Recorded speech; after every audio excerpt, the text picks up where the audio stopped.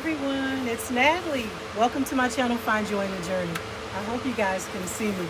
I may have you positioned like right where the sun is. So I'm gonna move to a cooler area so we can talk a little bit, and I'm gonna let you know what I'll be doing in the Joy Garden today.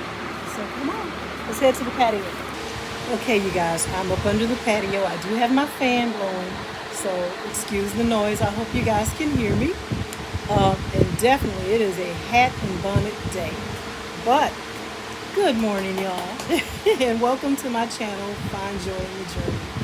Today I will be going out in the Joy Garden, and I will be planting my early perfection peas, green peas.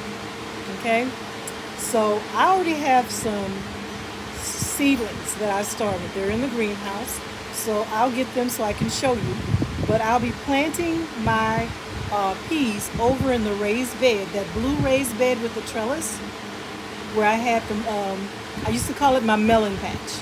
That's where I was growing my cantaloupe and honeydew and watermelon. So, I mean, really, I had so much trouble with the melons this season that, I just gave up. I had to literally fight the elements and pest. Let's just say that, pest. But that's the area where I will be planting my peas today. And I'm going to take you guys with me. Plus, I'm going to quickly show you around the garden and let you see the different things that I've done. I've kind of tidied things up a little bit. I've planted out some new things, so I'm going to share that with you now. So let's go. Field trip. Okay, you guys, this area over here, this is where I was growing my melons. I had watermelon over here, honeydew and cantaloupe, and I tell you what, it's a semi-success story because I actually was able to harvest a few watermelon, and I harvested several cantaloupe, but only one honeydew. I just had a real tough time growing my melons this season, but I still have time to try again. I do. But I'm not going to use this area. This area I feel like it's so closed off in this little area. It's so easy for some type of critter or pest to come over here and just have a buffet. And that's what happened. I actually had a rat. And I'm not saying mouse. It was a rat. And I got a chance to see it. Big, huge body, gray body, long tail. And he was under all that foliage, those nice bushy leaves. So he would hide under there and just have a field day, and destroyed a lot of my fruit. But this time, this area will be used for my early perfection peas. And I think it's a great area because I have a trellis. It can grow right up the trellis. I also have a few more cucumber plants. I might do a half and half, you never know. But definitely, and cucumbers and peas they grow well together. They're companion plants. But for now, definitely the peas are going to go in this area. Okay? Those blueberry bushes, that's right up front, that's just a little spot that I placed them temporarily, so they're not going to be there. Because I need to be able to go back and forth to the raised bed without anything in my way. So those blueberry bushes will be moved to another spot. Okay, let's move over here. Right here in this little this orange L-shaped raised bed, I have another eggplant growing right there. I'm gonna fill this space. Don't know what I'm gonna fill it with yet, but this space will be filled. I have some corn growing here at the end. I don't know how well it's going to do, but I just wanted to go ahead and drop some seeds for corn. So I have corn right here. It's early golden bantam. I hope you guys can hear me. I have some potatoes in here. This is Silverton russet potatoes, the same variety I grew earlier. Okay, look, I had a really great season for potatoes, and I was able to harvest at least 4 different varieties. Kennebec, Red Norland, the Silverton Russet, and Yukon Gold.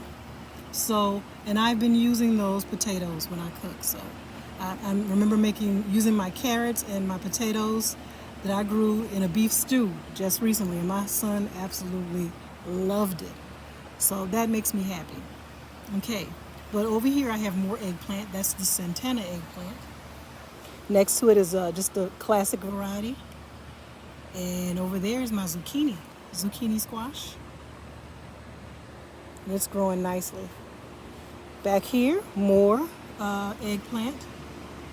I know, I got a lot of eggplants. You know how you plant more than one plant just in case one of them dies out, you'll have an extra plant? Well, that's what I do sometimes, and all of them live. So then I'll have a bunch of plants when that wasn't the purpose. I didn't want to grow so much eggplant, but I just wanted to make sure that I planted more than one plant just in case one of them died out. But looks like I'm gonna have at least what? That's five, five eggplant plants growing. And then here I'm growing some more red kidney beans. And in that same raised bed is a purple beauty bell pepper plant. Okay, let me back up a little bit. Right here, I have carrots growing. Yes, I know you can't see them because they're just starting, but I have carrots. And I think I have something right here too. I think it's some sort of lettuce or whatever. Hopefully it's not too hot. But if it is, I know how to just put up some shade cloth, and hopefully I can get my carrots and my lettuce to grow. I can't remember what variety of lettuce it is. Okay, but that's what's growing in this spot. I'm going to turn around slightly. Let's see. Back here, my tomatoes and my bell peppers. So I have a Celebrity here. This is a new one. It's a Celebrity Plus. Back there is some of my bell peppers that I've been growing since early spring. There's a sweet banana pepper up front, that candy cane pepper right there in the back, still growing. I actually harvested some peppers off these plants. I need to extend the shade cloth. I'm going to extend the shade cloth out this way because, as you can see, I have more tomato plants over here.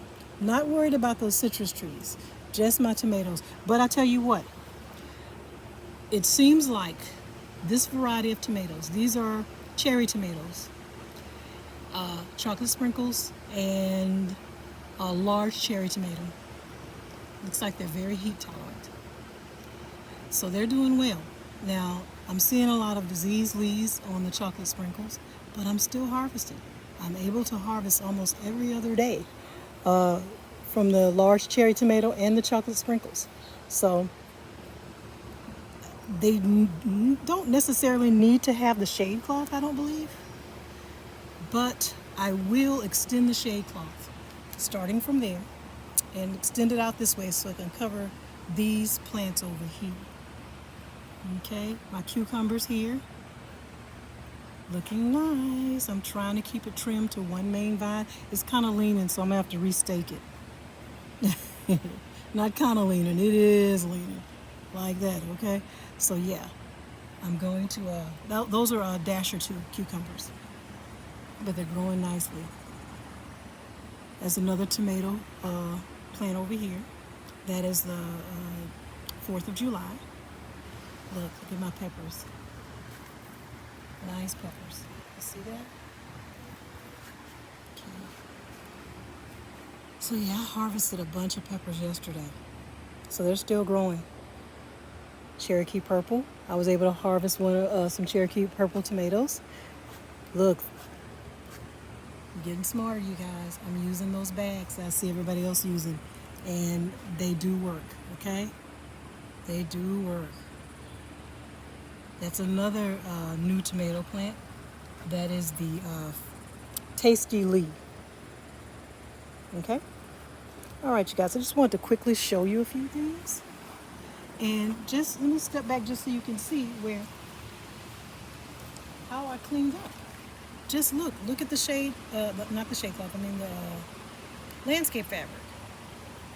Look how much nicer it looks. Much, much nicer. What was down there before, it was a tattered mess. So I was able to lay down some more shade cloth. I'm not with shade cloth. I'm gonna get it straight. Landscape fabric. Even over in this area where it was it was a terrible mess. Remember I told you this area I called it my catch-all spot? As you can see, it is much more organized. I am so happy with this. Okay? All right. Let me get started on my peas, you guys.